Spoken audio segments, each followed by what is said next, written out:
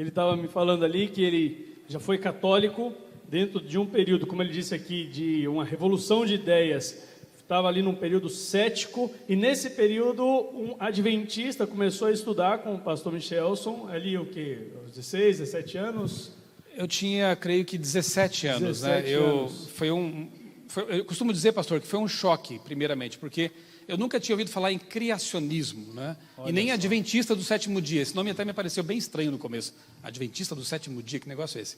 E aí, no contato com esse criacionista lá no ensino médio, eu fiquei triste, decepcionado, mas ao mesmo tempo feliz. Deixa eu explicar a primeira reação negativa.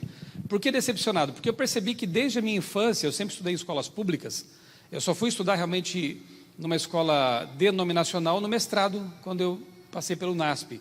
Mas até a universidade sempre em escolas públicas. Federal de Santa Catarina, Escola Técnica de Química e escolas estaduais e técnicas na minha infância.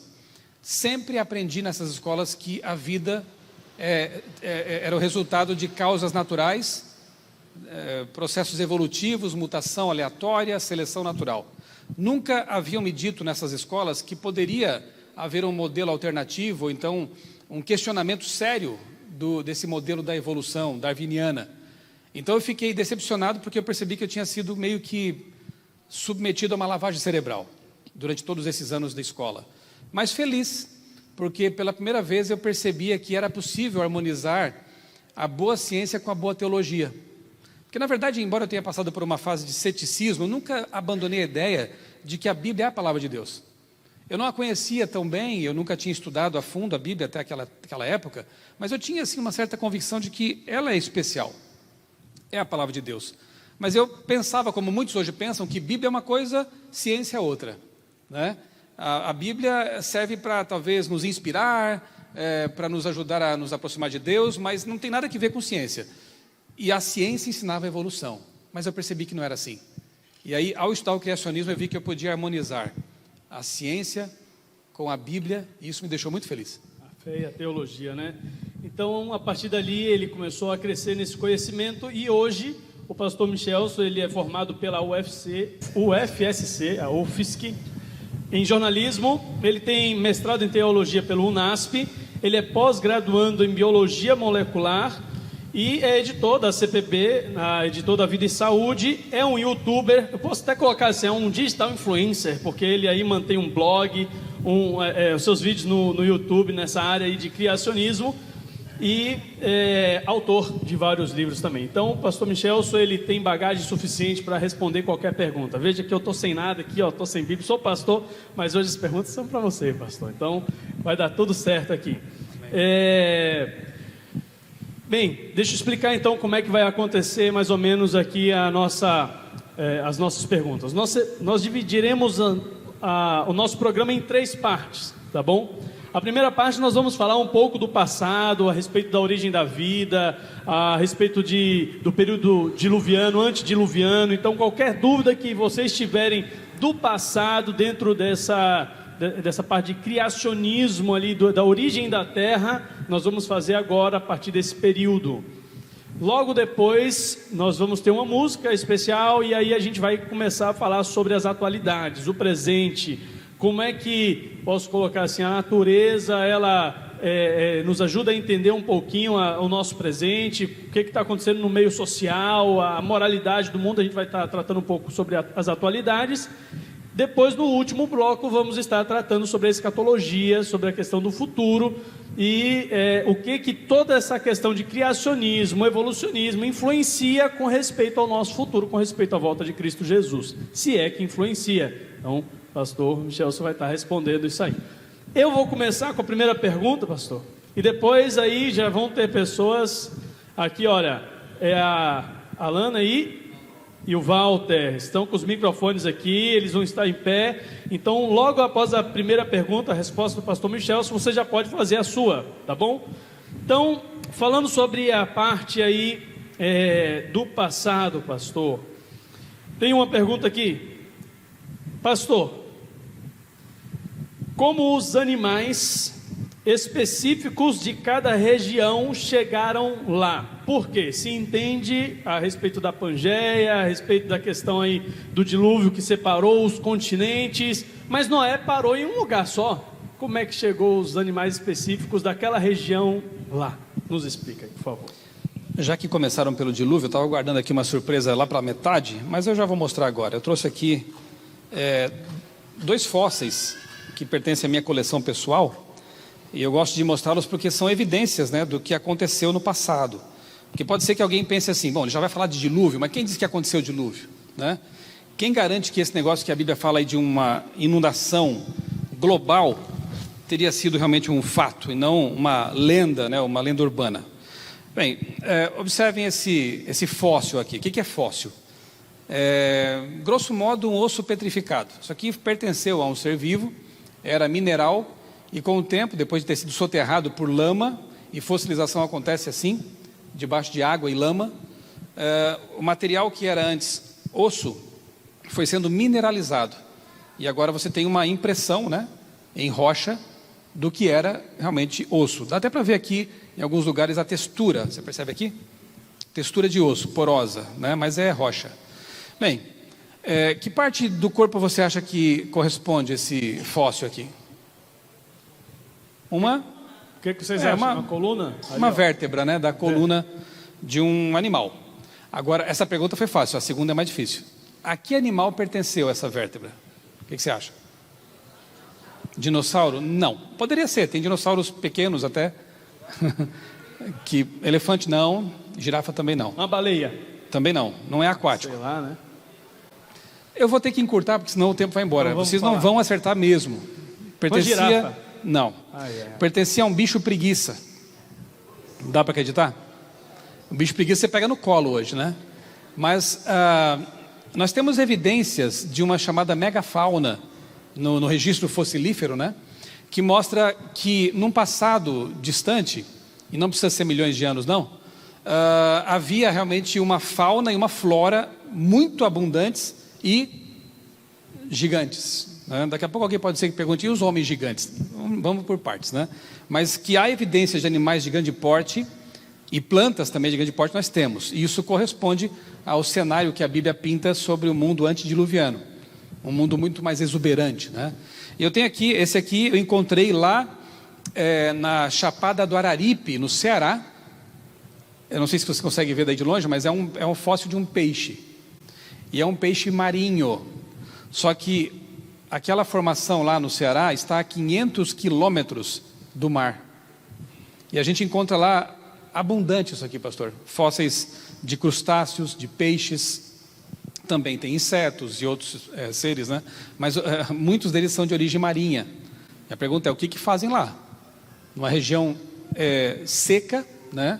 Um agreste lá dentro, né? O sertão, tem uma diferença aí, mas enfim, é lá para dentro mesmo, na região seca do Ceará, uma região elevada, a Chapada do Araripe, e você encontra muitos fósseis desse tipo. Na verdade, mais da metade dos sedimentos continentais são de origem marinha. Isso quer dizer que em algum momento, tem uma música que fala que o sertão vai virar mar, né? Na verdade, o mundo inteiro já foi mar em algum momento. Parece que houve realmente uma inundação aí, e existem muitas evidências. Nesse livro História da Vida que você ganhou, tem um capítulo só sobre isso, sobre as evidências de uma inundação global. Se fosse uma inundação local, para que Noé teria feito uma grande arca para salvar ali as espécies, né, representantes das espécies que havia? Já estou começando a esboçar a resposta. E se fosse apenas uma inundação local na Mesopotâmia ou naquela região lá onde se crê que tem havido o dilúvio, Deus poderia ter dito só assim para Noé: pega os bichinhos aí, a sua família, eu nem precisava pegar bicho, né? Pega a sua família e migre, né? Mude para outro lugar, porque eu vou inundar essa parte aqui. E outra coisa, Deus colocou o arco-íris do concerto no céu para dizer o seguinte, que nunca mais vai haver uma inundação sobre a terra. Então, se fosse uma inundação local, cada vez que tem uma enchente, Deus está mentindo. Então, aquele arco revela realmente o fato de que foi uma coisa global, universal. Carvão, petróleo, abundância de fósseis de animais como dinossauros, né? Porque para você fossilizar, acabei de dizer que tem que ter água e lama. Como é que você pode explicar que tem milhões de fósseis, né, de animais fossilizados em todo o planeta, em todos os continentes, até na Antártida, se não foi por um processo cataclísmico envolvendo tsunamis, lama, sedimentos. Agora, ok, o dilúvio levou lá mais de um ano, né, para que Noé pudesse sair da arca com os animais. Não sabemos qual era a configuração da terra, porque a tectônica de placas acontece desde então, quando houve fragmentação da crosta, né, as fontes do abismo jorraram, possivelmente houve bombardeio de meteoritos aqui na Terra, né, isso aí é algo que até os evolucionistas aceitam, só que o tempo não corresponde com o que a gente crê, mas que houve sim um bombardeio, houve, de meteoritos. Pode ser a causa do trincamento da crosta. Os continentes começam a se afastar. Havia um continente só antes do dilúvio, chamado Pangeia. Isso também é aceito por evolucionistas e nós também pensamos que corresponde aos fatos. Pangeia, um grande mar, Pantalassa. Mas depois do dilúvio começa a haver essa fragmentação. Quão rápida ela foi, não sabemos. Os animais podem ter ficado ilhados em locais como esses, podem ter sido transportados em jangadas naturais, isso acontece também. Animais acabam sendo ilhados e isolados. E algumas espécies acabaram se tornando, ficando isoladas em alguns continentes. Por exemplo, cangurus, você encontra na Austrália, e não encontra outros, né, em outros lugares, mas encontra parentes deles, marsupiais como os cangurus, mas cangurus só lá. Tem espécies que são do Brasil. O que acontece? Isolamento geográfico, e aí aqueles animais começam a se cruzar entre si e acabam acentuando algumas características também, que são próprias daquele local. Eu conheci lá em Galápagos, eu estive lá faz 2 anos, nas Ilhas Galápagos, uma espécie de iguana que só tem lá. É uma iguana negra que se alimenta de algas, só que a parente dela tem no continente, no Equador. Só que o comportamento da iguana continental é diferente daquelas. É uma nova espécie? Não, é iguana também. Em qualquer lugar do mundo é iguana, mas ela adquiriu comportamentos diferentes. E com o tempo vão se destacando algumas características diferenciadas. Então a pergunta que me fizeram, voltando agora a ela, depois de toda essa volta, né? É vigília, você sabia disso, né? É uma vigília, vai até... pelo jeito vai, vamos lá. Não sabemos quais foram as espécies exatamente que entraram na arca. Foram as espécies originais que Deus criou. Mas, por exemplo, hoje tem quantas raças de cães que surgiram naturalmente ou artificialmente? Porque o ser humano também fez seleção artificial. Muitas. Mas não quer dizer que todas essas entraram na arca, não entraram mesmo. Entrou lá um par, porque é animal imundo, então é um par, né? Animais puros eram 7 pares. Então entrou um par de canes familiares, a raça original que Deus criou. E depois elas foram se modificando, se alterando. Isso é adaptação, não é evolução. Continuam sendo cães. E assim aconteceu também com seres humanos. Aqui tem brancos, asiáticos, amarelos, negros, né? A nossa espécie também sofreu modificações. Mas qual era a cor de Adão e Eva? Talvez mais avermelhados, de acordo com o nome dele. Adão vem de Edom, quer dizer vermelho. A palavra homem vem de humus, terra. Talvez tivéssemos a cor da terra. Mas daí de Adão e Eva surgiram todas as cores, né? Então a vida tem uma certa capacidade de variação, limitada, que não justifica as mega evoluções que pregam por aí. Então você está querendo dizer que eles saíram da arca e saíram andando, e com a separação tectônica, cada um foram ficou se isolando aí, né? Interessante. Alguma pergunta agora aqui da turma aqui? Olha, tem gente já em pé aqui. Levanta a mão aí para o microfone chegar aqui, ó, aqui do lado. Pode fazer a pergunta aqui. Isso. Qual o seu nome e fala a pergunta. Está faltando ligar o microfone aqui. Som. Pronto, vai lá, Gustavo. Meu nome é Gustavo. Seguinte, quando eu fazia ensino médio, eu lembro que tinha um estudo de datação que vinha do carbono, né? Então, sempre esse estudo, ele levava milhões de anos e tal. Como a gente explica isso aí? O estudo está errado? Tipo assim, o método de datação é falho? Eu nunca entendi isso aí. Você me permite só uma correçãozinha? O método de datação por carbono 14 não leva a milhões de anos, né? Aí são outros métodos parecidos com esse, mas, por exemplo, urânio, chumbo, né? E outros que datam rochas. Carbono 14 ele vai a alguns milhares de anos, 20, 30, 40. Oi? Passa de 6.000, sim. Essa é a dúvida, ok. Datação por radiocarbono também está num capítulo específico do História da Vida, do meu livro lá. É um assunto que vai longe também, mas eu vou tentar sintetizar aqui ao Da máximo. próxima vez tem que trazer um livro para cada um, pastor. Aí fica mais fácil, né, pastor? Funciona, grosso modo, da seguinte forma. Na atmosfera a gente tem ali o nitrogênio 14, ok? É um isótopo de carbono 14, né? Ele perde... há um decaimento radioativo. Nesse decaimento ele se transforma num outro tipo de coisa que é o carbono 14, por isso é um isótopo, né? Então, radiação cósmica do Sol, ela bombardeando o nitrogênio 14, transforma boa parte dele em carbono 14. Esse carbono 14 é incorporado na natureza, nas plantas, a gente come isso, né? Supostamente a gente estaria ingerindo carbono 14 e 12 em proporções mais ou menos iguais. Isso é uma suposição também, né? Você vai perceber que são muitas suposições e que somadas acabam deixando o método um pouco duvidoso. Mas vamos partir do pressuposto que seja o método correto. Ok. Então, você está comendo ali alface, maçã, carne, para quem gosta, e está ingerindo carbono 14 com carbono 12. O carbono 14 é instável. Ele tende a decair e se transformar em nitrogênio 14 de novo, e aí se dispersa, ok? Como gás. Mas o carbono 12, ele é estável, permanece no seu corpo. Quando o organismo morre, o que acontece? Ele para de comer, né? E começa a haver a degradação, o decaimento radioativo do que é nele? Carbono 12 ou 14? O 14, que é instável. Então, vamos colocar assim para ficar mais fácil de a gente calcular. Digamos que quando você pega então uma amostra de um fóssil,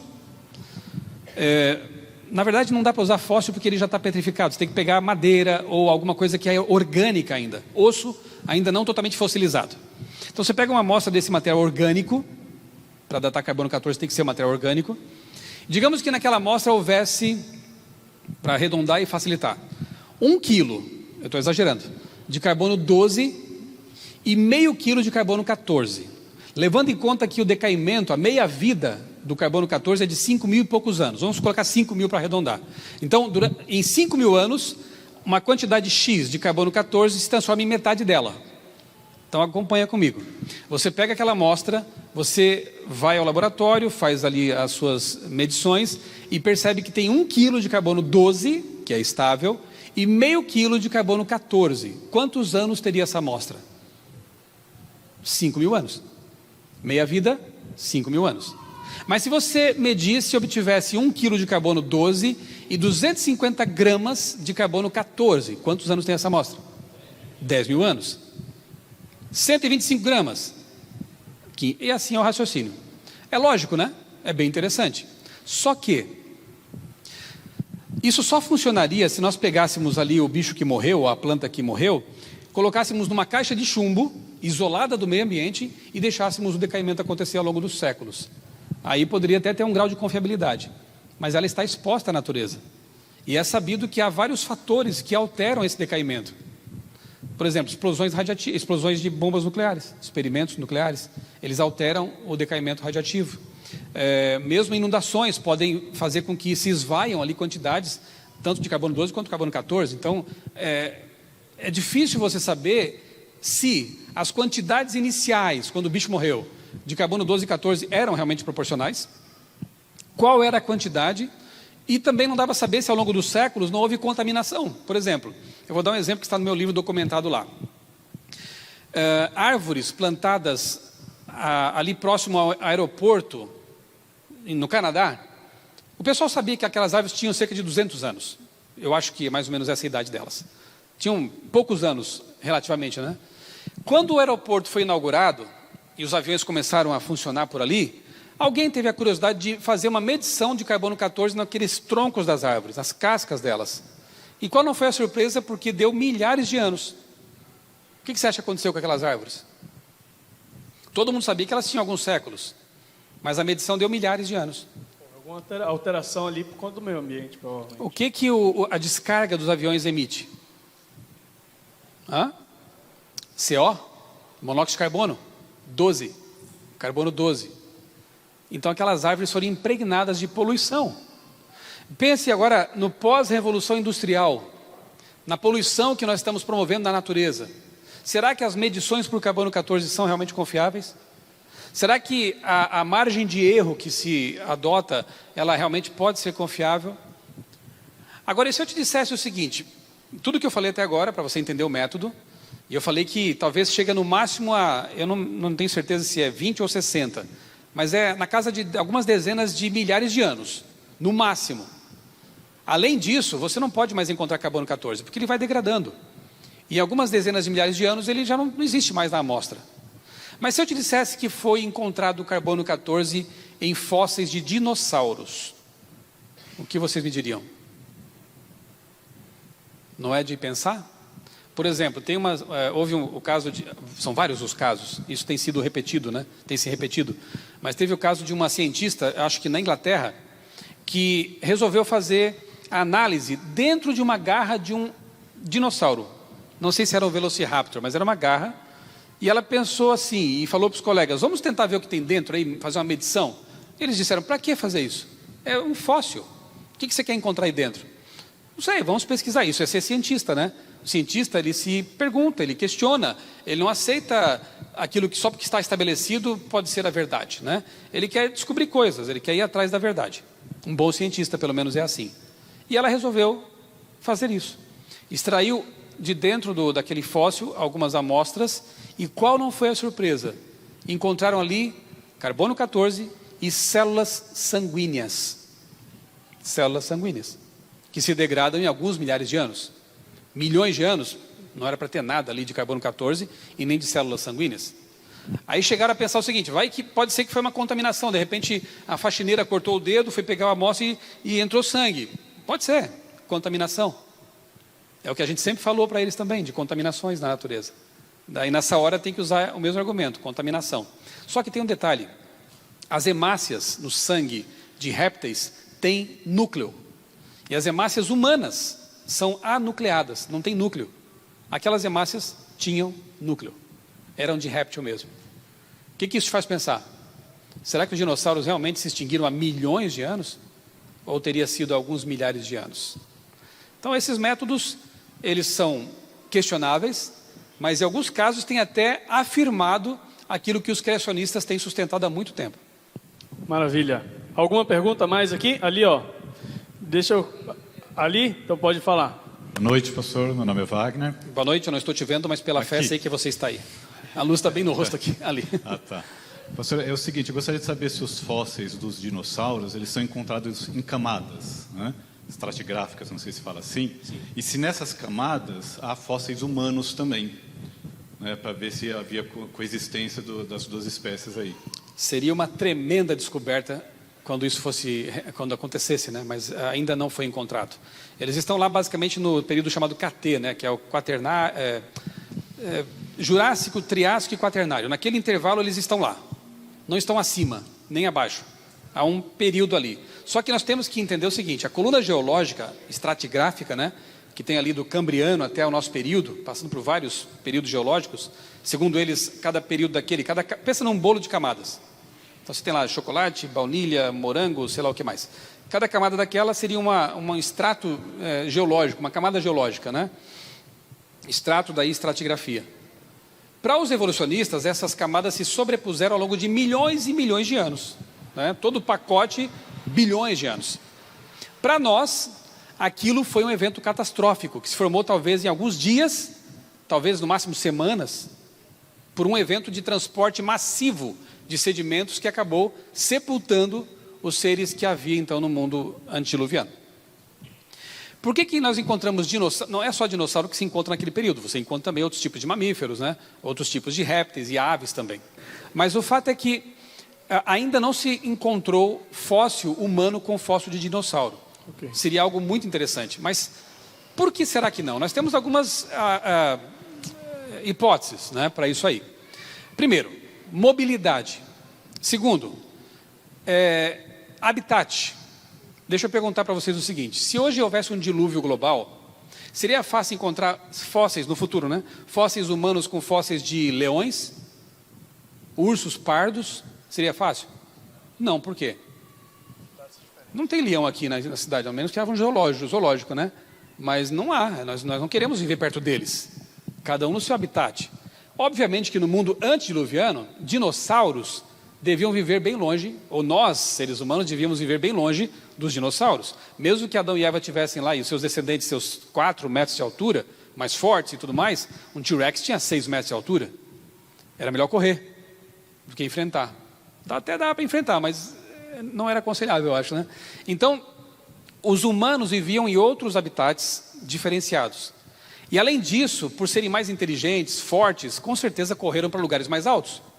Enquanto os animais menos móveis, né, ou com menos mobilidade e inteligência, acabaram sendo sepultados talvez antes. O que a gente vê no registro fóssil? Lá embaixo você vê animais crustáceos, animais de corpo mole, trilobitas, amonitas, animais que têm pouca mobilidade. E à medida que você vai subindo na escala, ali na coluna, você vê animais com mais mobilidade. Será que a coluna geológica revela evolução ou mobilidade e habitat diferenciado? O fato está ali, você observa, mas a interpretação dele depende da sua cosmovisão, do modelo que você coloca na sua cabeça, se é evolucionista ou criacionista. Mas só um detalhe mais, existem algumas evidências interessantes que estão aparecendo por aí de possível convivência, né? Possível não, nós cremos que conviveram, dinossauros com humanos. Algumas evidências existem por aí, só que, claro, os evolucionistas não aceitam, né? Uma pintura, por exemplo, uma pintura rupestre, lá em Utah, no deserto de Utah, que tem um ser humano com um dinossauro. Eles inventaram uma história bem mirabolante para tentar escapar dessa evidência, mas para mim ela é muito clara.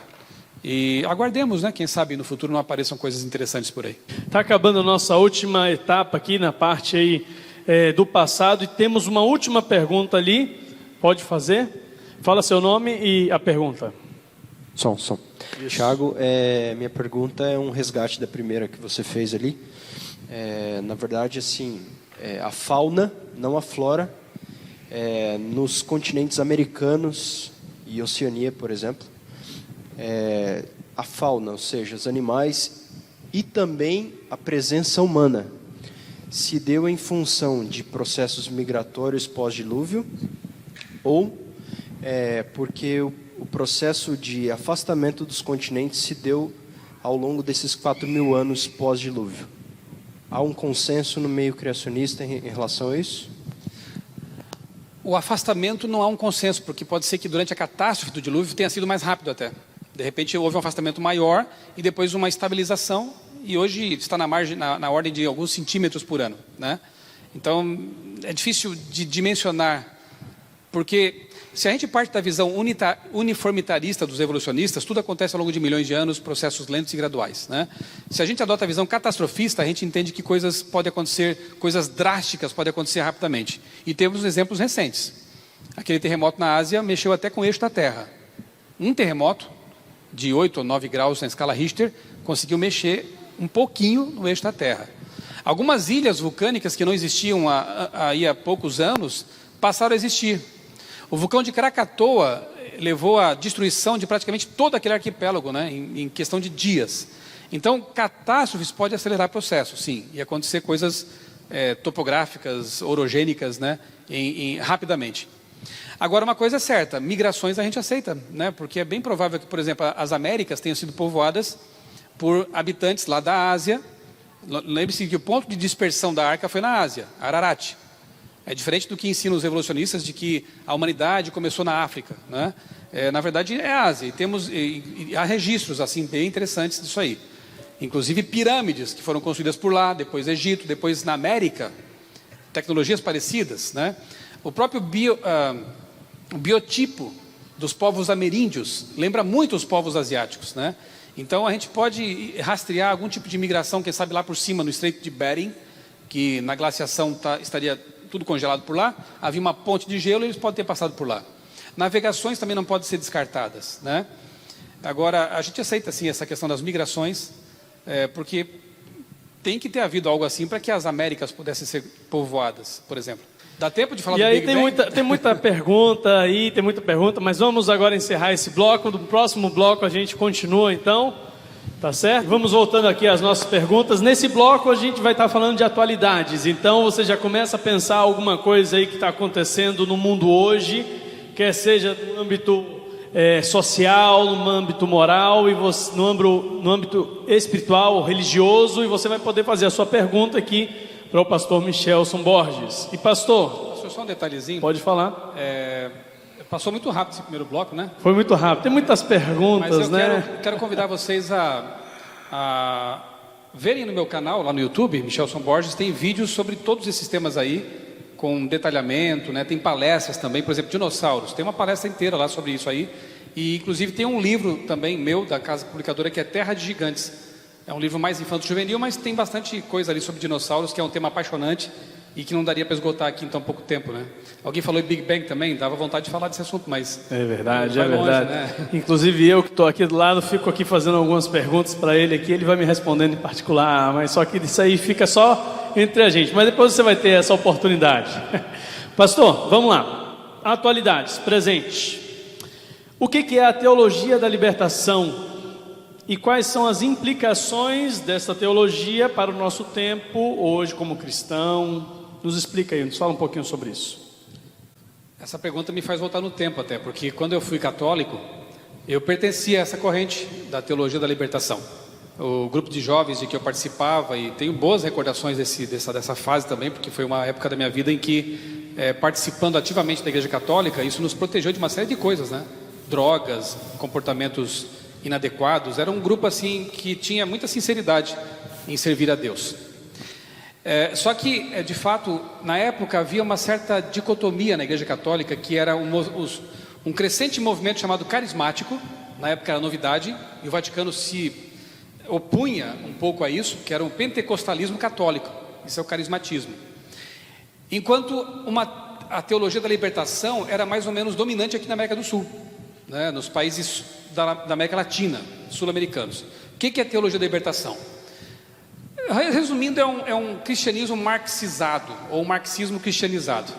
Eles incorporaram conceitos marxistas na teologia católica. Hoje também tem alguns movimentos protestantes que também têm uma certa variante desse movimento da teologia da libertação, que é a missão integral. Não deixa de ser também um marxismo infiltrado na igreja. E a igreja adotou aquilo que era um chavão, era uma frase de efeito, que era opção preferencial pelos pobres. Não vou dizer que está errado, porque a Bíblia realmente manda a gente cuidar das viúvas, dos órfãos, dos mais necessitados. Isso é bíblico, né? Só que uma coisa que me chateia é alguns marxistas usarem discursos que são cristãos como se fosse uma novidade marxista, como essa, de que não, o comunismo, o marxismo, ele prioriza os mais necessitados e tal. Isso é cristianismo. Eu costumo dizer assim que eu não preciso ser marxista nem feminista para defender valores que são bíblicos, né? Não preciso mudar de bandeira, a minha bandeira é cristã, e ao ser cristão eu vou lutar pela causa dos menos favorecidos, eu vou lutar por certos tipos de igualdade, mas também vou lutar por não igualdades. Por exemplo, homem e mulher são desiguais, graças a Deus, mas há certas coisas que podem ser iguais, e nós temos que saber as diferenças e não entrar em barcos furados por aí. Então a teologia da libertação era isso, pastor. Um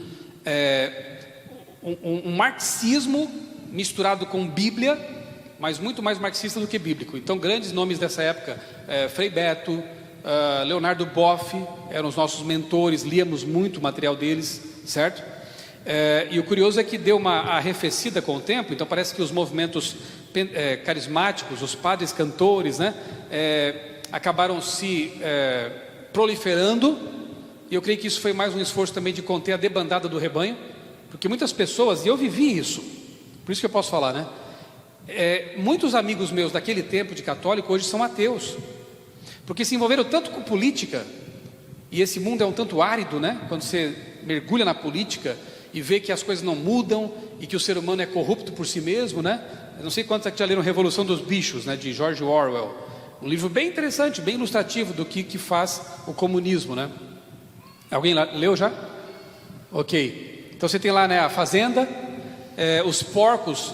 Primeiro, os seres humanos oprimem os animais, claro, né? Obtém carne deles, leite deles, ovos deles. E aí os animais fazem uma revolução proletária, expulsam os seres humanos, os porcos assumem como líderes e começam a morar na casa dos seres humanos. E aí as cabras, as galinhas, quando vêm, os porcos estão lá tomando banho de banheira, comendo do bom e do melhor. E o resto dos animais passando fome, dificuldades. O que isso revela para nós que somos cristãos? Revela que o coração do homem é corrupto. Fidel Castro, dono de uma ilha bilionária, e o povo passando dificuldade. O Maduro, enquanto o povo dele passa fome, foi visto num restaurante de luxo, comendo um baita churrasco lá na viagem que ele fez. Então, cadê a igualdade? Cadê os líderes que deveriam promover essa igualdade? Isso não existe. O comunismo é muito bonito na teoria, e seria uma maravilha se todo mundo fosse convertido, mas o ser humano não é convertido. Então o que eles para nós, Jesus era um revolucionário, não era o salvador da humanidade. Eu nunca tinha ouvido falar em volta de Jesus, para você ter uma ideia, enquanto era católico da teologia da libertação, porque para nós o paraíso era, a gente falava assim, nós temos que implantar o reino de Deus na terra. O que significava isso? Lutar pela justiça social, e assim o paraíso seria instalado por via política, por esforço humano. Depois que eu descobri, lendo a Bíblia, que na verdade, por mais que a gente tenha que lutar pela justiça, pelo bem-estar das pessoas, nós não vamos conseguir reformar esse planeta. E ele não tem que ser reformado, ele tem que ser redimido. Nós não vamos conseguir promover uma revolução social para que haja uma mudança na sociedade. Nós temos que lutar para pregar o Evangelho, para que elas possam ter uma revolução do coração, uma transformação interior. Porque se as pessoas se converterem, tudo muda. Não precisamos daí abraçar movimentos sociais, porque como cristãos já vamos agir da forma correta pelo bem da humanidade. Então, resumindo, essa era a teologia. Como eu disse, vários, se tornaram ateus, porque não conseguiram conciliar esse aspecto político com o aspecto religioso. Graças a Deus, antes de eu me tornar isso, eu conheci o Evangelho. E se tornou cristão, isso te libertou. Essa é a verdadeira libertação em Cristo Jesus. Sem dúvida, a verdadeira revolução é a interior. É isso aí. Perguntas sobre atualidades aqui? Quem tem uma pergunta aqui? Deixa eu ver aqui. Então, tem mais uma aqui que me mandaram. Segura aí a pergunta aí, que você vai ser o próximo. Tem uma pergunta aqui que me mandaram. Pastor Michelson. Lá no G1, no dia 8 de agosto deste ano, o G1 publicou o seguinte: a pecuária e o plantio de arroz correspondem a cerca de metade do metano liberado na atmosfera, o que contribui muito para o aquecimento global. E está agora em voga essa questão do aquecimento global e tal. Comenta um pouco sobre isso aí, isso é verdade?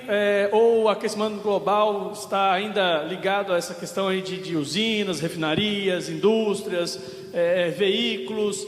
É verdade isso aqui, o que o G1 publicou? Comenta um pouco sobre essa questão do aquecimento global. Esse é um tema quente para fazer um trocadilho, né, com o aquecimento global. Eu vou deixar as implicações proféticas desse tema para o último bloco. Isso. Porque a escatologia está lá no último bloco. Mas talvez eu possa comentar um pouquinho aqui aspectos assim mais ecológicos, políticos, né? Em primeiro lugar, eu acredito sim que a Terra passa por mudanças climáticas.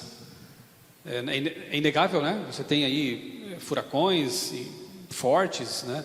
Você tem aí, parece que a temperatura da Terra também em ascensão e tudo isso aí. Agora, eu discordo da origem desse problema. Eles tentam colocar tudo na conta do ser humano, né? É aquecimento antropogênico. E se eu esquecer, me ajuda a dizer por que eu não penso que seja a maior culpa humana, tá? Tá.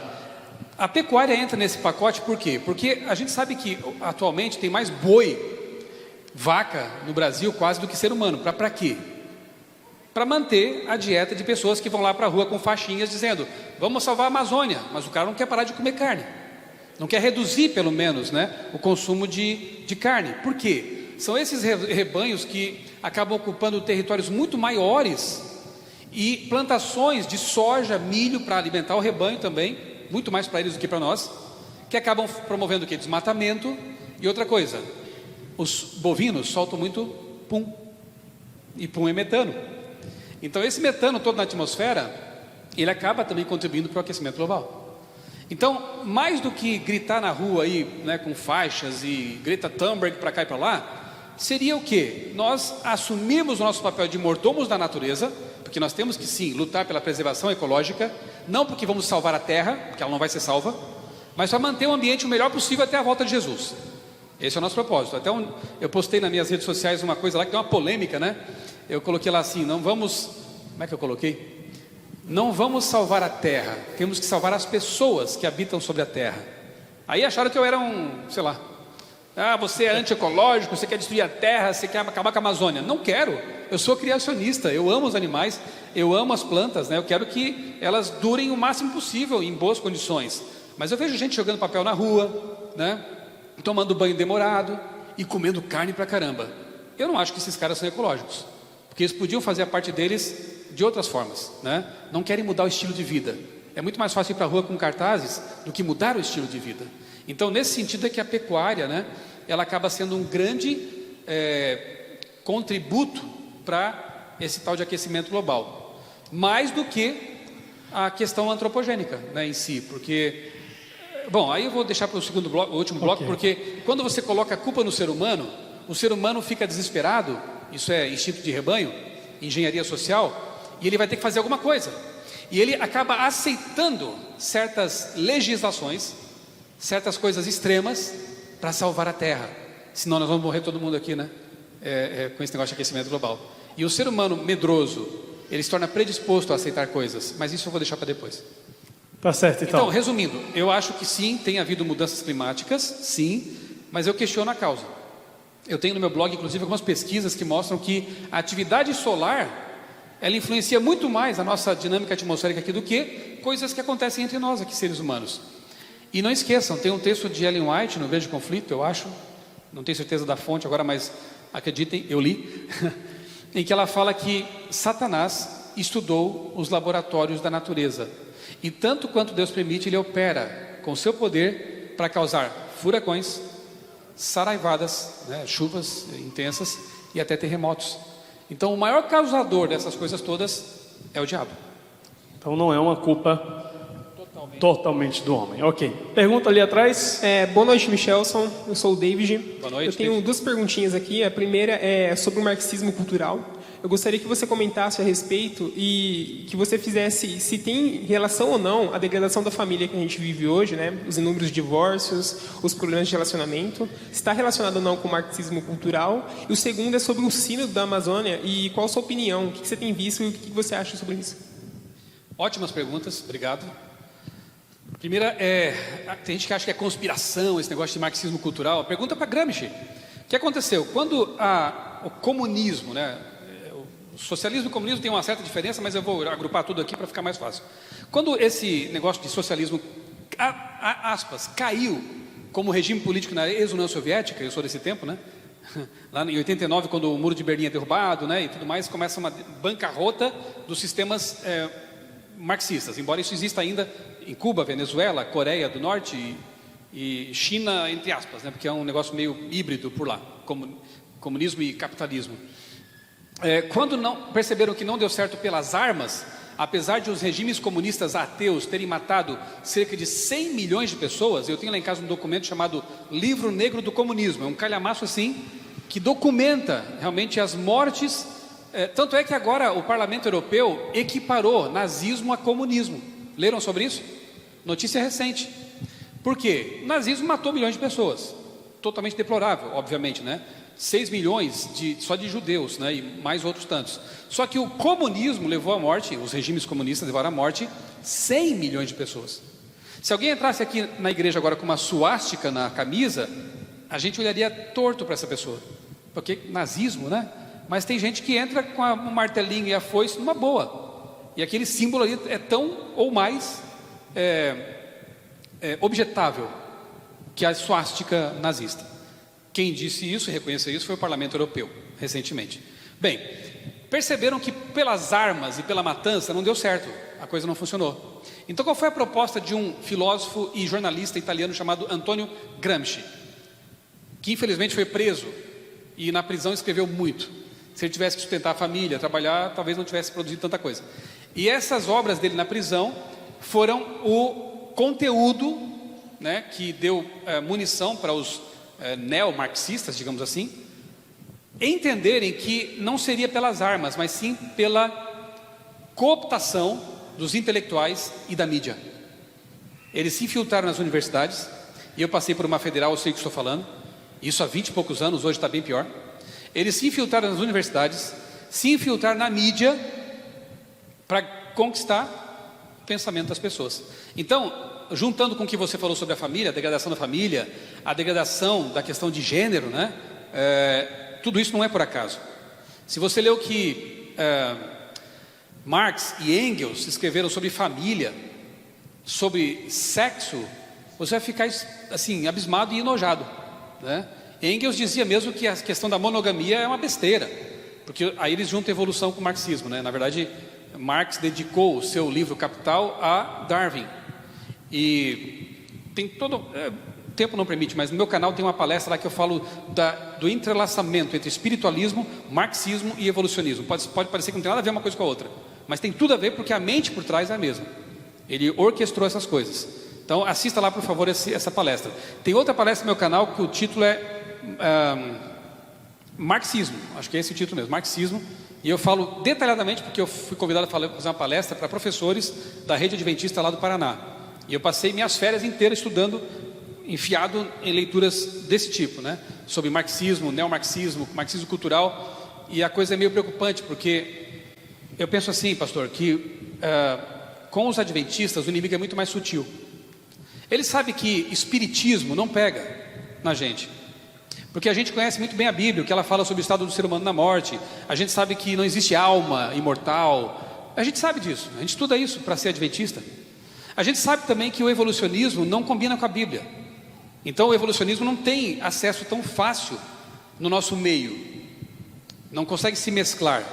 Mas o marxismo, que tem coisa boa? Tem. O espiritismo também tem coisa boa. Os espíritas são as pessoas mais caritativas que existem. Tem o lado bom da maçã. O evolucionismo tem coisa boa? Tem coisa lógica ali. Seleção natural, a gente aceita. O problema é o lado podre da maçã. Então, se você pegar o lado bonitinho do marxismo, tem coisas interessantes. Mas se você for olhar o lado podre dessa maçã, é amargo, é complicado.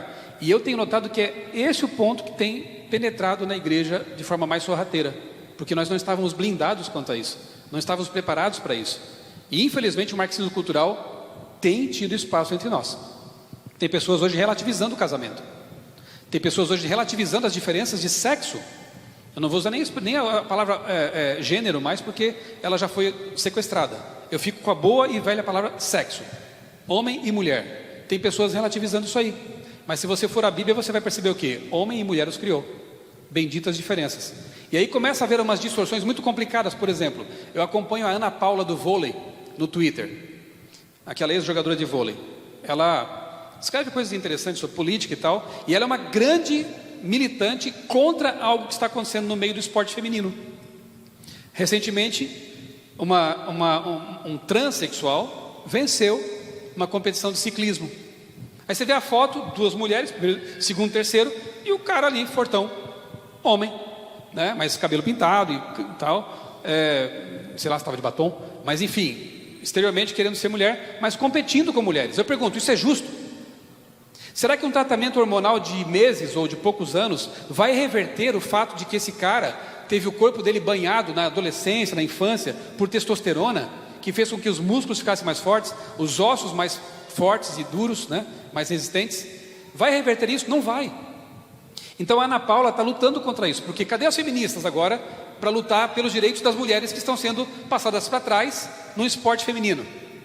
Tem uma jogadora de vôlei no Brasil, um jogador transexual que está se destacando entre as mulheres. Pula mais alto, é mais forte, naturalmente. Cadê as feministas para dizer isso não é justo com as mulheres? Isso agride a causa das mulheres. E toda essa ideologia, não nos iludamos, né? Isso vem lá do neomarxismo, sim. As sementes desses questionamentos estão lá. E hoje tomaram conta da sociedade, e eu corro até riscos por falar de certos assuntos, porque isso se tornou até intolerância. Não é, eu não tenho nada contra essas pessoas, muito pelo contrário. Como cristão, eu amo a todos, mas eu acho que os direitos têm que ser preservados, e o que é bíblico tem que ser mantido. Isso, então temos que estar aí bem atentos a respeito desse ponto aí. Tem aí essas suas palestras aí no seu canal que a gente pode estar escutando e melhorando. Ele falou também sobre a questão do sínodo da Amazônia, que é algo assim bem... Está entrelaçado. Está entrelaçado. Bem atual. Porque a teologia da libertação não morreu. Só mudou o nome. O nome hoje é ecossocialismo, né? Teologia da ecologia, sei lá, o nome que queiram dar. Mas esse sínodo da Amazônia, ele foi convocado pelo Papa Francisco, que era defensor da teologia da libertação, quando era bispo. Ele claramente tem um alinhamento com essa teologia. Convocou os bispos para discutir um documento que foi redigido por Dom Cláudio Umes, que é também, olha que coincidência, um teórico da teologia da libertação, lá daqueles tempos mesmo. Agora, o proletário não é mais o pobre, é um proletário mais poderoso, é a terra, é a natureza. Agora estamos lutando não mais para preservar apenas o pobre, salvá-lo, o que não deixa de ser uma causa, já repito, né? Uma causa correta, mas os motivos por trás é que são complicados. Agora, a bandeira é salvar a natureza. Se você lê os textos de Leonardo Boff atualmente, ele não é mais padre, ele foi calado pelo Papa João Paulo II, que era contra essa teologia. Ele foi silenciado, ele teve o voto do silêncio, né, obrigatório. Ele se casou e tal, mas ainda continua sendo um teórico católico. Os textos de Boff atualmente não são mais aqueles dos anos 80, 90. São textos quase esotéricos, para salvar a terra, mãe Gaia. Não sei quantos viram fotos lá do sínodo, tinha estatuetas da mãe terra lá, estátuas pagãs. Eu li o documento base do sínodo, gastei um tempão lendo cada cláusula, gravei um vídeo, está no meu canal, procura sínodo, está lá, analisando os pontos que me chamaram a atenção. O que me chamou a atenção? Um bispo chega a se gabar da seguinte forma: eu nunca batizei um índio e nem pretendo fazê-lo. Por quê? Porque para eles, os índios já vivem da forma ideal, coletivista, socialista e em contato com a natureza. Para que batizá-los? A fé deles é ideal, é pura. Então acaba com os movimentos missionários, porque os índios não precisam nem ouvir de Jesus, mas eles já são puros. Então é uma teologia indigenista, entendeu? A igreja, tanto é que tem católicos tradicionais, católicos mais à direita, que estão totalmente revoltados com essa nova teologia católica. Mas o que me chama a atenção, e eu vou deixar para o último bloco, é que na carta apostólica do Papa Francisco, Laudato Si, tem uma sessão inteira para defender um dia que para ele vai ser o dia que vai salvar a terra. Adivinhe qual? O domingo. Então, o que está por trás de tudo isso aí? Deixemos para depois esse complemento. Ótimo, ótimo, excelente então. Uma última pergunta agora aqui, dentro da área de atualidades. Tem mais uma pergunta aí? Aqui, ó. Tem um aqui. Só assim, para resumir, a teologia do sínodo é a teologia da libertação repaginada para o nosso tempo de aquecimento global. Isso. Olha aqui. Você falou sobre essa relativização assim do sexo, né, da ideologia de gênero. Eu tenho a impressão que a gente está próximo a chegar também, assim, dos marxistas conseguirem impor a relativização da pedofilia. Você acha que isso está próximo de acontecer? Isso já existe algum movimento? O que você tem visto sobre isso? Tem aquela questão da janela de Overton, não sei se alguém já estudou isso, né? Eles lançam uma ideia absurda na mídia e fazem alguns testes. Primeiramente é um repúdio. Eu vou dar um exemplo aqui, beijo gay. Essa é bem emblemático porque aconteceu em tempos recentes. Quando a primeira cena de beijo gay nas novelas do Brasil, eu acho que foi numa novela do SBT, se não me engano, isso já faz uns 15 anos talvez. Primeiro beijo gay na novela, duas mulheres se beijando, foi um auê.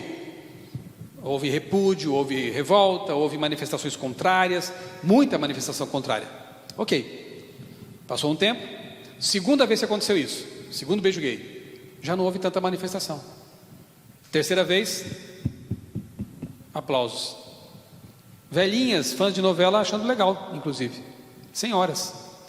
Isso é a janela de Overton, que os teóricos de comunicação estudam, de sociologia. Você tem uma ideia que antes é rejeitada, mas você, por meio da mídia, da divulgação dessas ideias, essa janela vai se movendo, a janela da opinião pública vai se movendo. Aquilo que era objetável passa a ser questionado. Depois, tudo bem, eu sou indiferente. e depois passa a ser promovido, no lado extremo dessa movimentação da janela de Overton. Milor Fernandes, que era um humorista, né? Ele brincava dizendo assim: no passado a homossexualidade, o homossexualismo era proibido, depois passou a ser aceito, eu vou embora antes que seja obrigatório. Ele dizia isso, não sou eu estou reproduzindo fala desse humorista, né? Então, são coisas que vão sendo construídas com o tempo, né? Comportamentos, tendências. Eu estudei uma matéria na universidade que tinha como nome, o nome da matéria era Controle de Opinião Pública. E os professores diziam assim, ó, nós vamos estudar esse assunto, mas é para não usar. É tipo o cara que faz karatê e o professor fala assim: você vai aprender karatê para não bater ninguém. O cara sai dali louquinho para bater alguém, né? Nem que seja na irmã, como eu fazia quando era adolescente, né? Deixa pra lá. Vocês vão estudar esse assunto aqui, jornalistas, futuros jornalistas, para não usar isso. Mas quem disse que a ética se sobrepõe à antiética, né? De usar os meios de comunicação para dominar, para controlar. Então, há uma doutrinação, sim. E eu não sei, espero que Jesus volte antes de que a pedofilia possa ser aceita. Lembre-se que em sociedades antigas, como a Grécia, por exemplo, havia isso, pedofilia, né? Os grandes filósofos ali sempre tinham o seu mancebo ali, com quem eles tinham relações, né? Mulher é mais para procriar, mas o amigão de todos os momentos era o mancebo, o homossexual estava com ele. Então, para que isso volte... Então você está colocando assim que há uma possibilidade realmente de toda essa repercussão chegar nessa Quem diria situação. que haveria, por exemplo, leis permitindo a zoofilia? Tem países que permitem, né? Relações sexuais com animais. Uma coisa que é totalmente deplorável e biblicamente tida como abominável. Isso. Mas já há países que permitem esse tipo de coisa. Então não nos espantemos com a capacidade de pecar do ser humano, porque ela é quase infinita. Estava comentando aqui com o pastor Michelson um pouquinho, ele vai deixar um pouco mais claro, com poucas palavras, porque agora é uma parte mais escatológica, olhando mais para o futuro.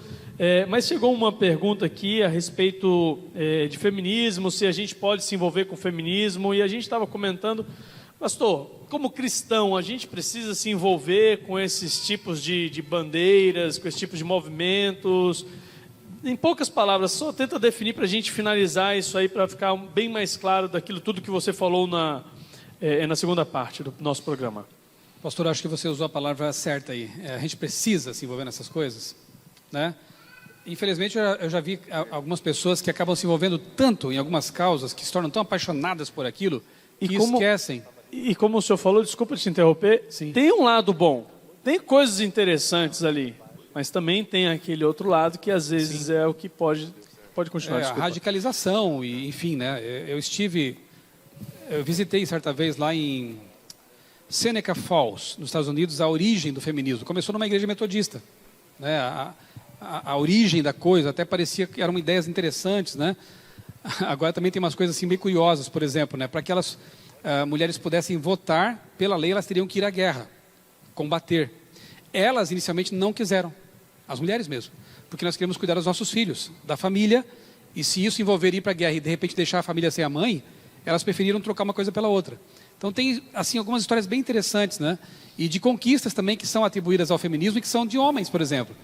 Em alguns parlamentos foram homens que votaram leis que beneficiaram as mulheres em termos de igualdade salarial e outras coisas mais.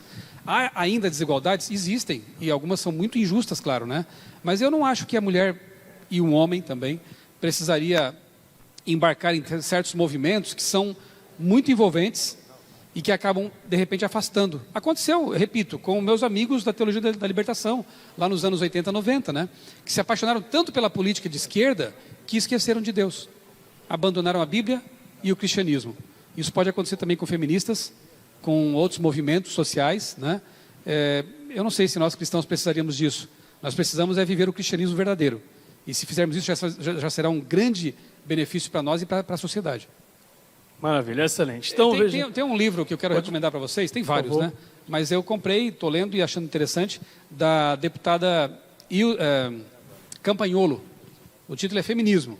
E ela fala sobre a história do feminismo, dos movimentos feministas, de como o cristão, ela é uma evangélica, né?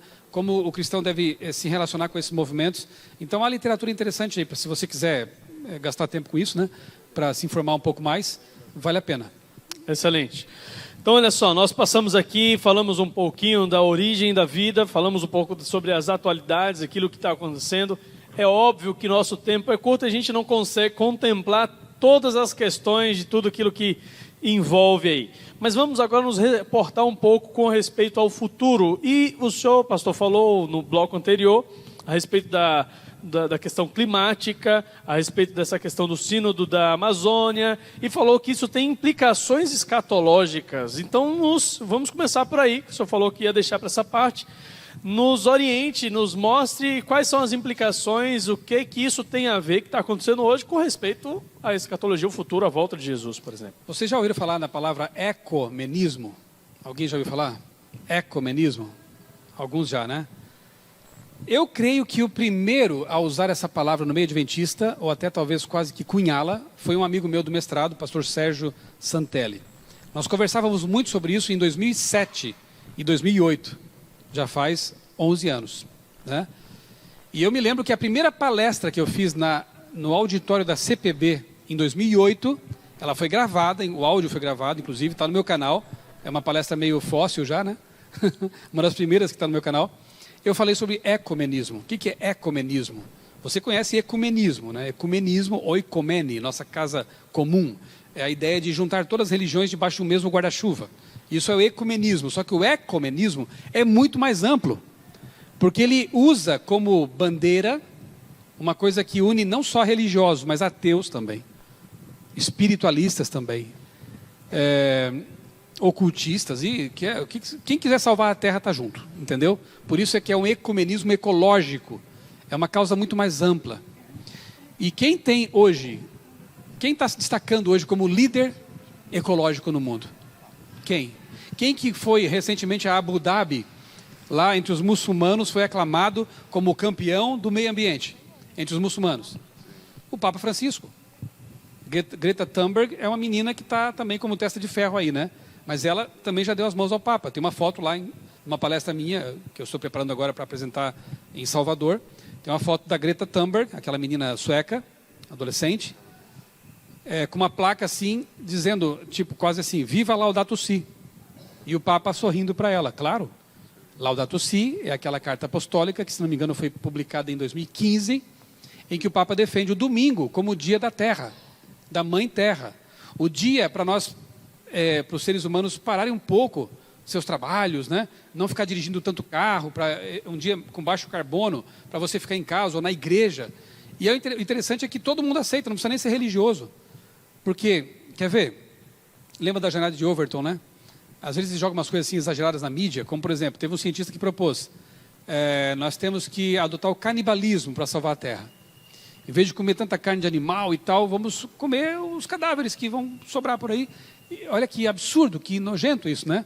Mas joga-se uma ideia absurda para que quando uma boa ideia simples de adoção for lançada, a pessoa, essa aqui é boa, essa dá.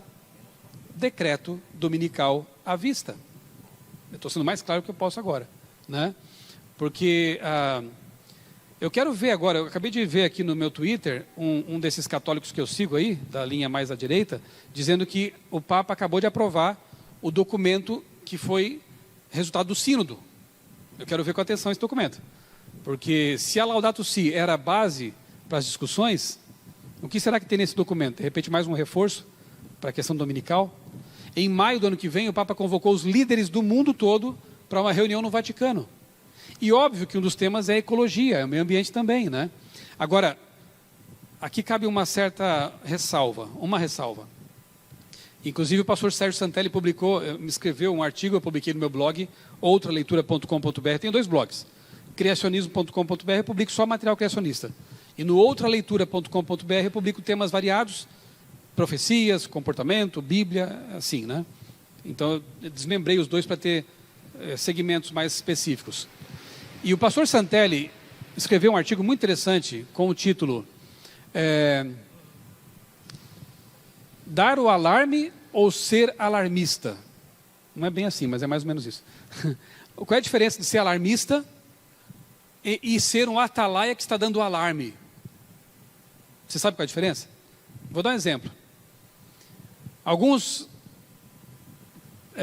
escatologistas irresponsáveis que saem por aí dizendo assim: o decreto dominical vai ser assinado em maio do ano que vem porque o Papa convocou uma reunião.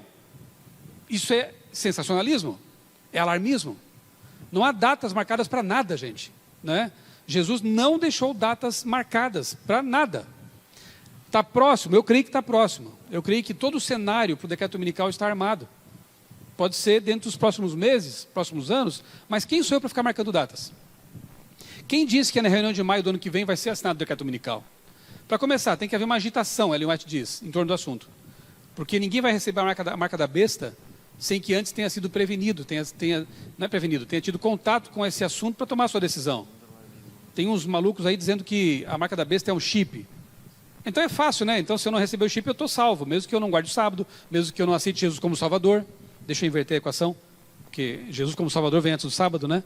Então, quer dizer, eu posso ser infiel aos mandamentos de Deus, mas se eu não receber o chip, estou salvo. O diabo não é tão bobo, né? Não ia colocar uma coisa tão simples assim. E outra coisa, todos os vídeos que eu vejo, matérias que eu leio e fotos que eu vejo, é na mão esquerda o chip. E a Bíblia não fala isso. E ninguém está falando de chip na testa, porque a marca da besta é na testa ou na mão direita, né? E para nós que estudamos a Bíblia, sabemos claramente que a marca da besta é a contrafação da marca de Deus. E qual é o selo de Deus na Bíblia?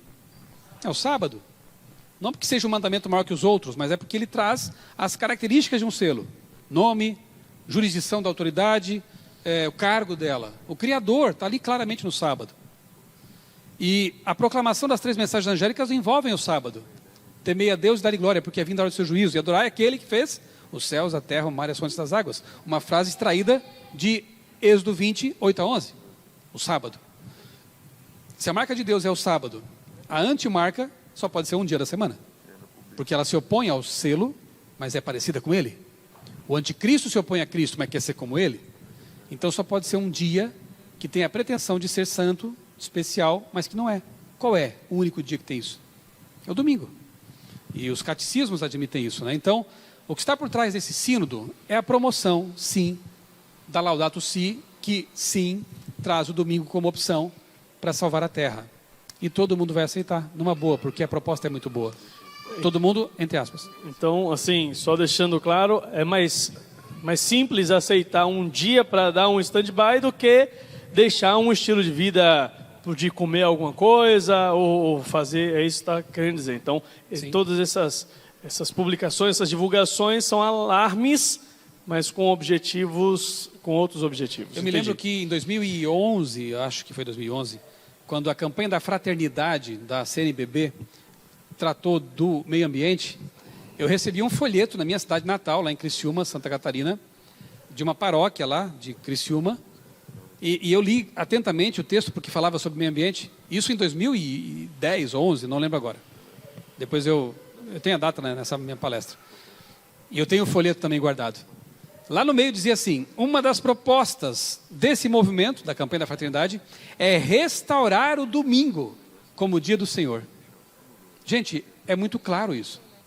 Naquela época, uma década se passou, durante essa década de aparente silêncio, eu recebi críticas, tive que ler coisas no Twitter, lá nas minhas redes sociais, de gente falando assim, ó, ei, aquele assunto do ecumenismo, cadê? Aconteceu nada, né? Ah, como é bom um dia depois do outro, né? 10 anos depois, eis que a coisa vem com toda a força, com muito mais potência do que nos anos lá de 2008, 2009, 2010, porque agora a coisa se tornou mundial. A sexta-feira é o dia que a moçada vai para a rua fazer protesto. E os professores abonam as faltas, porque é para salvar a terra. Essa menina Greta Thunberg é uma tremenda testa de ferro desse movimento, né? Tem causas econômicas por trás, políticas, mas o que me interessa como estudante das profecias é a implicação escatológica desse assunto, que é muito forte. Um cenário muito interessante. Vai voltar Jesus daqui a 2, 3, 5 anos? Não sei. E nem me importa isso. Se levar 10, 15, 20 anos, o que me importa é estar preparado. Todos os dias. E se eu morrer amanhã? Mas eu acho que está perto. Ótimo. Alguma pergunta com respeito à parte escatológica? Tem uma mão aqui, levantada. Tem... Isso. Tem uma outra ali. Então pode falar ali primeiro e depois a gente volta para cá. Shelson, boa noite. Boa noite. Agradeço a Deus por sua vida e obrigado pelo pelo serviço que você tem prestado, principalmente nós cristãos. Amém. Deus seja louvado. Fala seu nome. Wilton, meu nome é Wilton. E eu tenho duas perguntas, não sei se está diretamente ligado a esse tema. Primeiro é o seguinte, eu vejo que tem muita gente, principalmente quando a gente vai na internet, a gente vai debater com algumas pessoas, que não necessariamente são ateus ou ateias, mas eles são céticos porque se decepcionaram com as suas religiões e etc. Como lidar com esse tipo de pessoa, que eles têm um argumento muito forte, né? E se começar pela profecia de Daniel seria um bom caminho.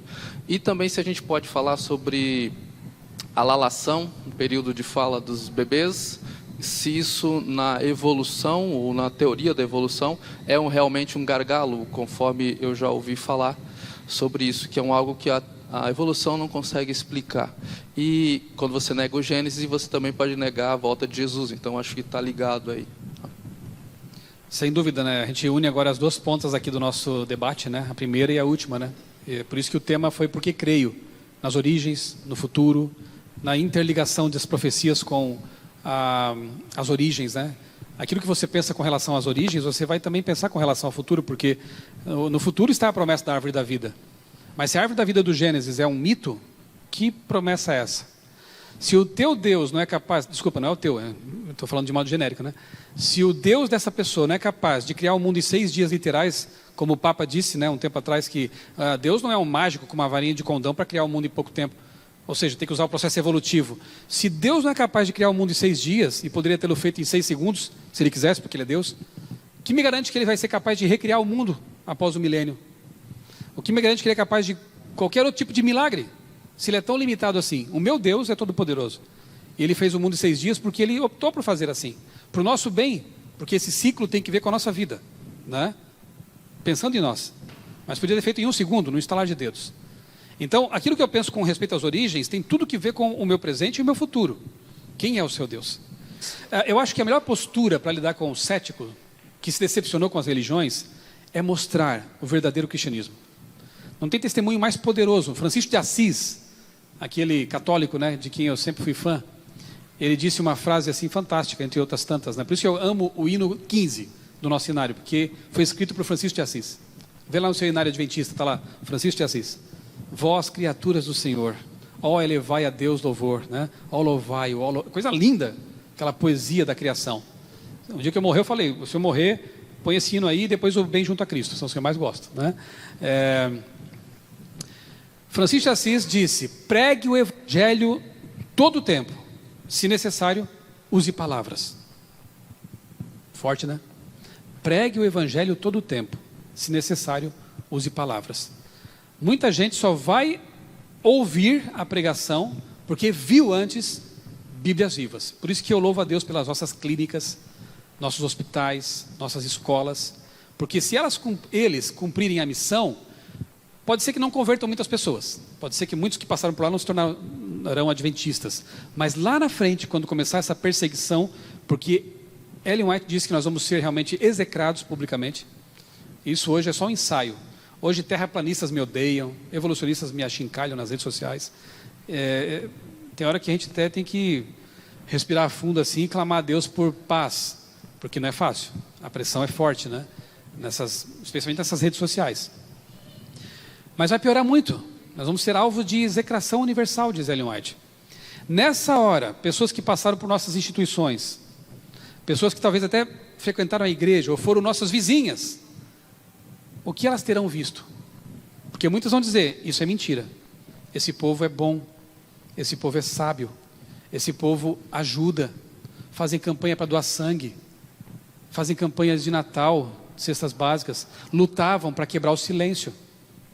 Essas coisas são acessórios, tá? Nossa missão não é quebrar o silêncio, nossa missão não é doar cesta básica, nossa missão não é nem ter escola, são acessórios para a missão mais importante, que segundo Ellen White é pregar as 3 mensagens angélicas, mas são acessórios importantes, porque nos dão respaldo, mostram o amor cristão desinteressado, porque nós não fazemos caridade para ser salvos, ou para reencarnar numa vida melhor, nós já somos salvos, Jesus já nos comprou do pecado, então tudo que a gente faz, estar aqui, né pastor, nesse momento, podia estar com a minha família lá agora, né? podíamos estar descansando, assistindo um filme, sei lá, mas é tão bom estar aqui. Eu vim com tanto carinho estar aqui com vocês. Minha esposa mandou uma mensagem para mim lá enquanto eu estava vindo para cá. Ela assim, vai com Deus, né? A gente queria que você estivesse conosco aqui hoje, no sábado à noite, né? Mas vá lá com Deus, vai cumprir a missão. E talvez alguém lá precisaria ouvir o que você vai falar. E eu vim com essa convicção. Por amor. Só por amor. Eu acho que os céticos desapontados, eles vão ser tocados por esse comportamento cristão. E depois abrirão o coração para as mensagens, né? E aí sim, Daniel é um bom caminho.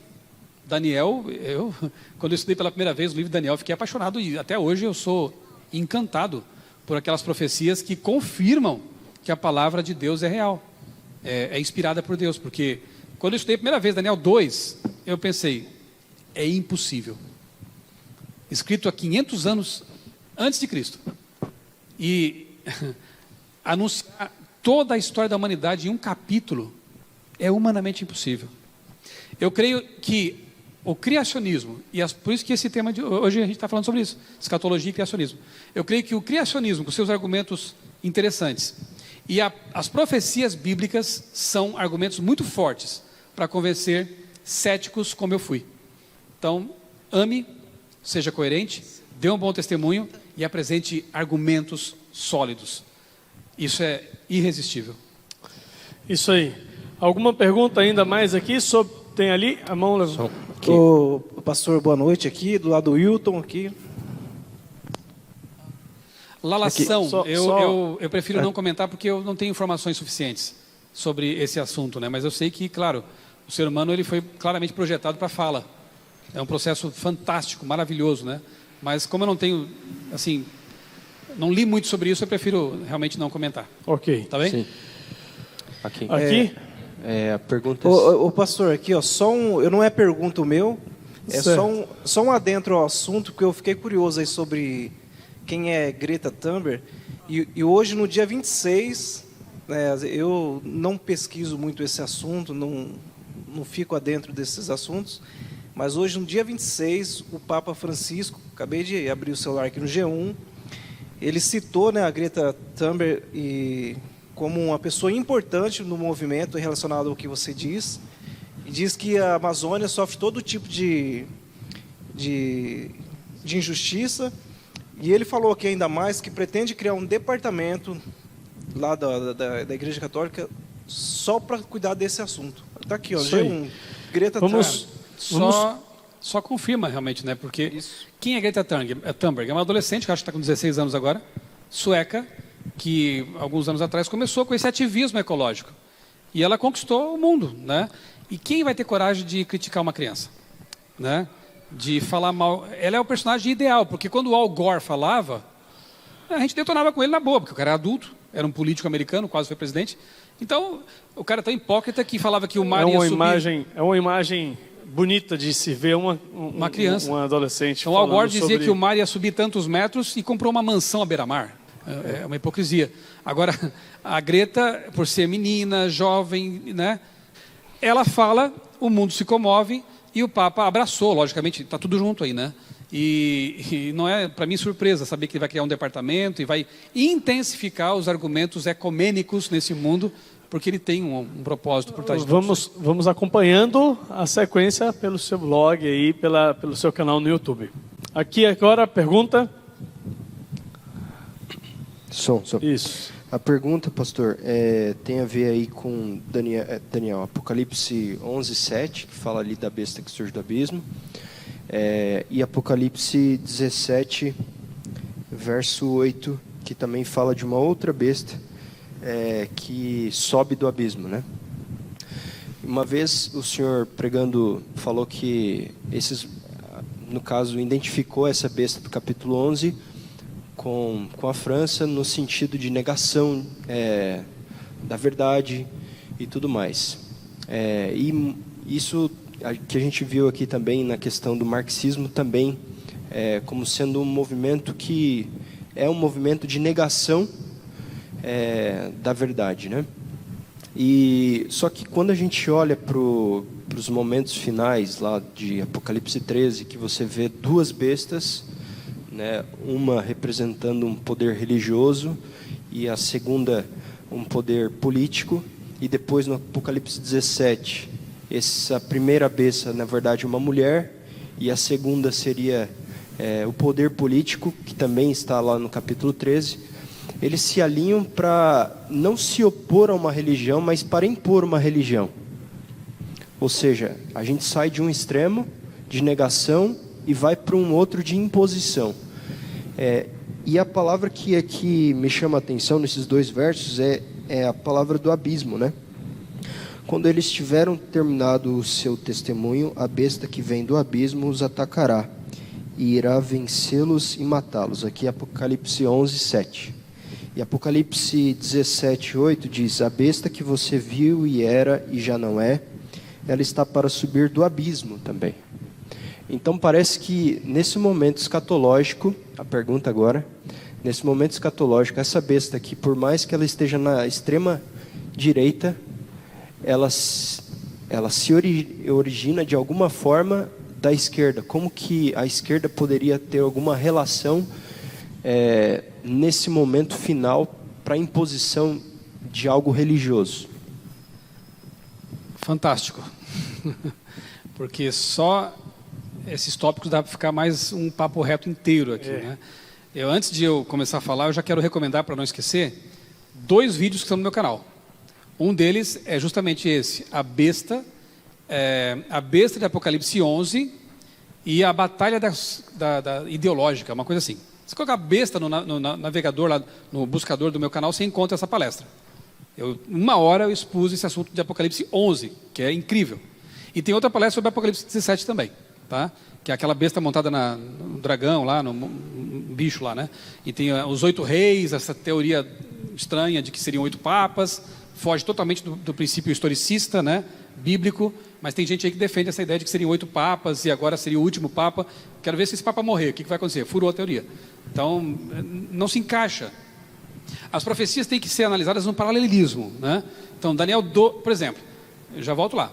Mas, por exemplo, quando as torres gêmeas do World Trade Center foram atacadas, teve uns evangélicos aí que já saíram dizendo: o carneiro com 2 chifres, lá de Daniel capítulo 8.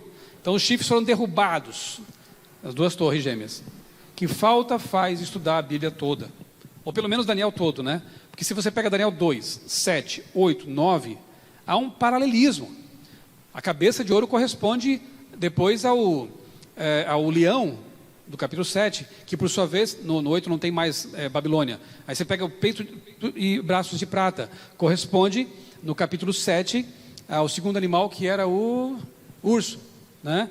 E depois vai ser lá o carneiro, né? Então há toda uma correspondência, um paralelismo. Você não pode extrair um elemento da profecia do conjunto, né? Apocalipse é a mesma coisa. Então é importante estudar o livro todo e ver o que ele diz, é o todo da obra, como a gente costuma dizer, né? Não isolar textos do seu contexto para não gerar um pretexto para falsas interpretações.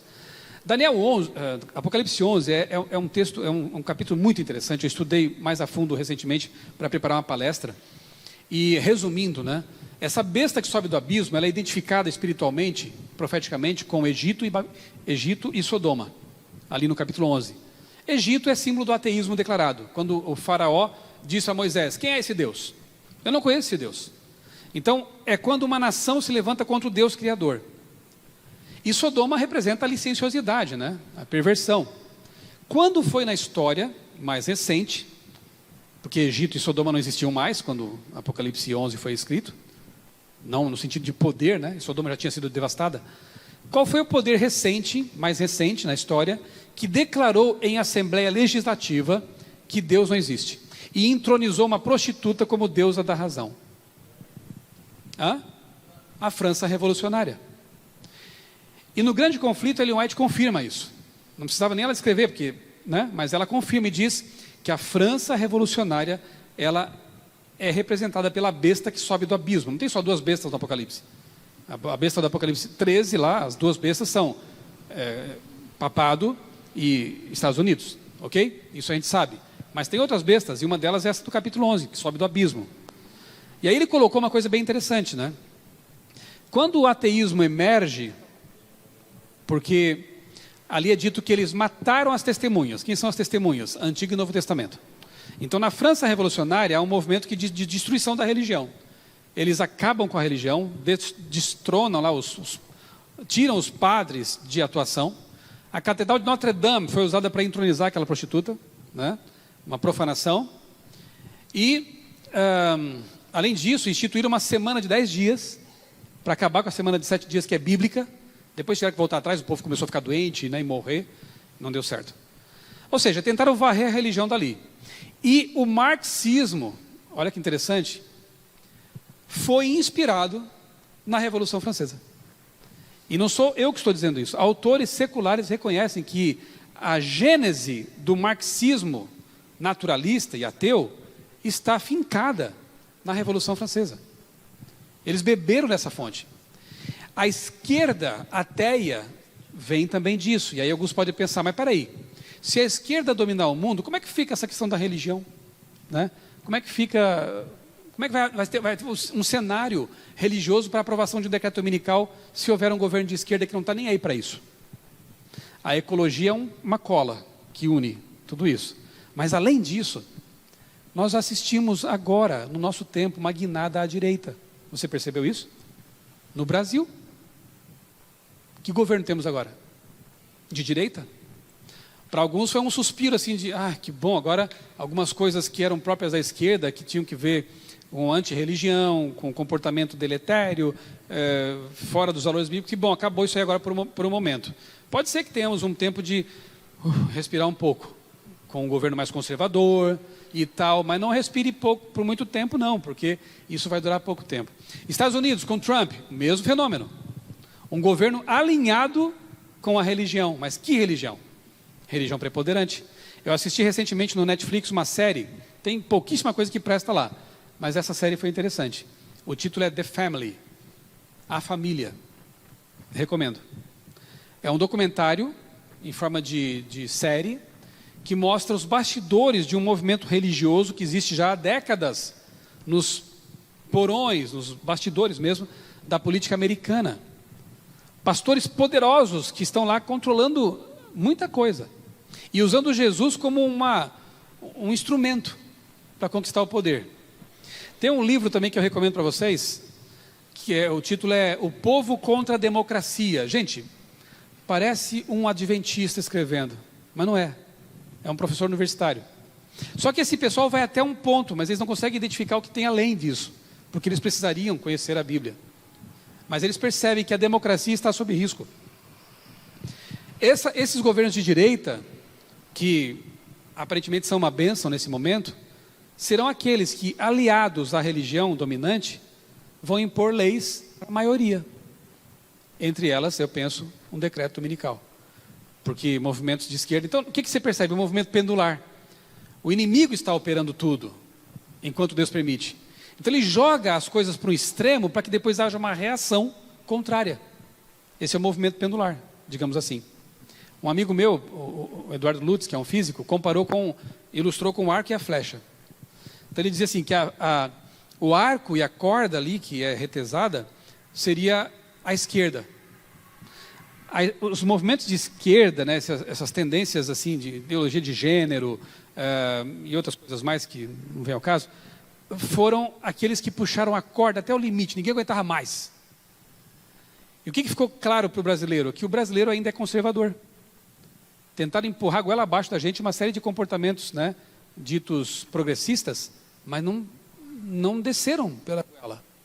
E aí o povo, não é que amava de paixão o presidente que está aí hoje, mas era a opção para tirar o que estava demais já. A corda foi esticada ao extremo. Causou muitos estragos. Mas o estrago maior é causado pelo quê? Quando você solta a flecha.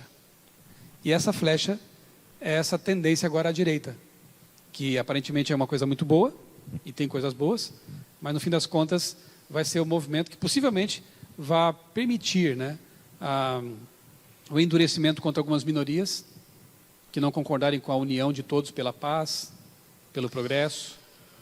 E assim você vê realmente assim que por trás de tudo está uma mente brilhante, né? E independente então do que o senhor falou, quer esquerda, quer direita, Para nós é o mundo alto, está se só caminhando no para isso aí, para o fechamento de tudo. Eu pra costumo volta dizer de assim, eu não Cristo sou de Jesus. direita nem de esquerda, eu sou do alto. É isso Nossa aí. única esperança vem do alto. Maravilha, pronto, está aí nosso partido. Pastor, já estamos aqui com o nosso tempo avançado. Por favor, nos deixe alguns conselhos, suas considerações finais aqui, com respeito a tudo isso que já foi falado, como nós podemos usar isso para a nossa vida prática atual, para que assim possamos estar preparados para a volta de Cristo Jesus. Eu tinha pensado em ler aqui com vocês, mas o tempo já se esgotou e vocês conhecem muito bem a parábola das 10 moças, né, 10 virgens. Para mim ela é essencial para o nosso tempo. Porque em Mateus 25, né, a gente encontra essa parábola. Você vê que em Mateus 24, Jesus focaliza os sinais. Misericordiosamente, ele mistura a destruição de Jerusalém com a volta dele, né? Porque para eles faltava muito tempo ainda, então não era interessante que eles soubessem que 2000 anos se passariam ainda. Hoje, olhando em retrospecto, a gente consegue distinguir bem o que ele quis dizer. E depois de Mateus 24, que é o sermão profético, Jesus ele conta uma série de parábolas que tem que ver com preparo. Ele não fala em datas, mas ele fala em preparo. E essa das 10 virgens, das 10 moças que estavam lá esperando a vinda do noivo, é claramente a volta de Jesus, né? É o casamento, é as bodas do Cordeiro, são as bodas do Cordeiro. Elas estão ali com as suas lâmpadas, azeite nas lâmpadas, e todas dormem, representando um tempo de tardança mesmo, de cansaço. Eu confesso, eu tenho só 47 anos, mas eu estou cansado desse mundo. Eu queria muito terminar de criar meus filhos no céu, sinceramente. Aliás, eu nem esperava que fôssemos chegar a 2019. Está demorando, está tardando. Cansa, tem horas que dá vontade de largar tudo e ir para o mato mesmo, né? E, quer saber, eu não vou mais escrever, não vou mais fazer vídeo, cansei. Mas Deus fortalece a gente, as orações dos irmãos também fortalecem. Eu vou permanecer até o fim, vamos batalhar, vamos lutar. Mas cansa. Tem hora que a gente dorme.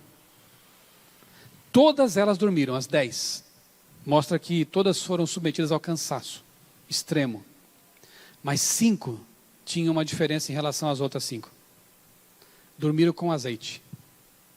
5 não só carregavam para a igreja a Bíblia e levavam para casa e deixavam a Bíblia no criado mudo, muda como criado.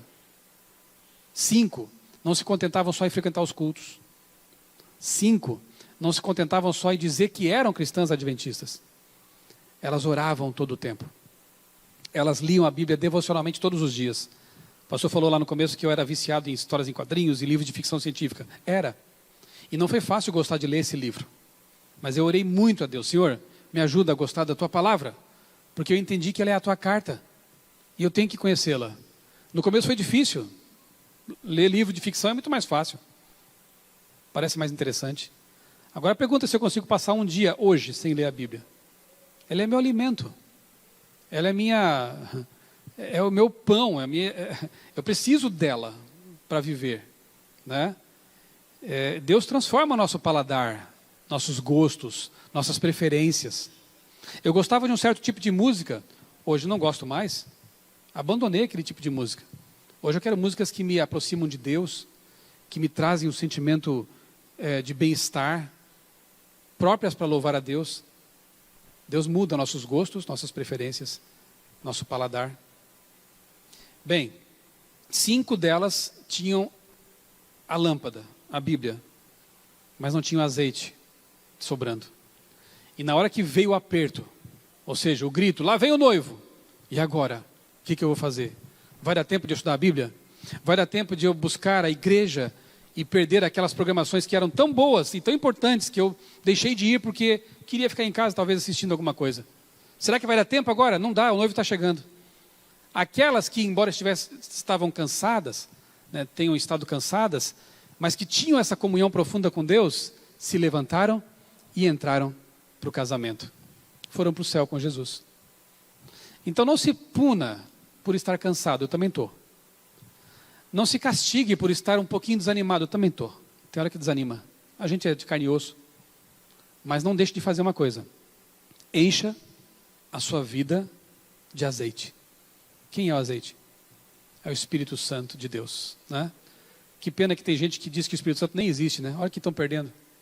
O Espírito Santo é uma energia, não existe. Que pena. O diabo é tão esperto. ele faz a gente jogar fora o que é essencial, o que é mais importante. Eu quero o Consolador, Espírito Santo, na minha vida, porque é Ele que vai me dar força para ir até o fim. Entendeu? Então, que Ele esteja realmente fazendo parte da sua vida. Que você não perca mais nenhuma oportunidade de crescer espiritualmente. Tem culto? Vá ao culto. Tem retiro? Vá ao retiro. Tem Bíblia? Estude. Tem os livros da CPB? Leia.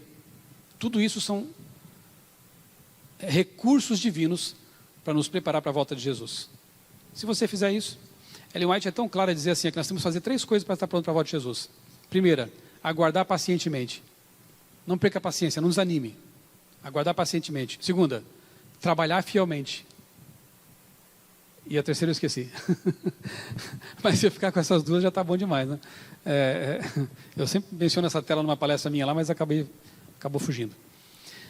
Aguardar pacientemente e trabalhar fervorosamente pela causa de Deus. Quem trabalha não é que vai se salvar pelas obras, mas se mantém fiel. Eu faço questão de dar estudo bíblico. Eu fui convertido para o estudo bíblico. Então eu posso pregar para muitas pessoas, escrever, viajar, mas eu faço questão de lá em Tatuí, minha esposa e eu somos uma dupla missionária, dar estudo bíblico para uma família, de quando em quando, assim, terminou um estudo, a gente começa um outro. Estamos estudando com duas famílias agora, porque ali eu vejo o poder de Deus atuando na vida das pessoas. Isso reforça a minha fé. Ali é a igreja real, verdadeira. Então eu recomendo a vocês, deem estudos bíblicos. Tem muita gente aí, como eu, lá no ensino médio, precisando ouvir essa mensagem. Precisando saber que Jesus vai voltar, e eu não sabia. Precisando saber que Deus tem um dia especial, que não é o domingo. O dia da natureza, o dia da criação, é o sábado. É o memorial da criação. Tem muita gente aí precisando saber tudo que você sabe. E a gente não tem o direito de ficar calado. Então, os meus conselhos seriam esses. Muito obrigado, excelente. Pastor, convido para o senhor. Está aí os aplausos aí. Convido agora o senhor para fazer uma oração por nós. Vamos nos colocar em pé e vamos fazer essa oração. Muito obrigado pela presença de todos vocês aqui. Muito obrigado, Pastor Michelson, mais uma vez, pelo seu conhecimento compartilhado conosco. Volte mais vezes e vamos sempre fazer assim, esse papo reto para a gente tirar nossas dúvidas. Muito obrigado. Amém.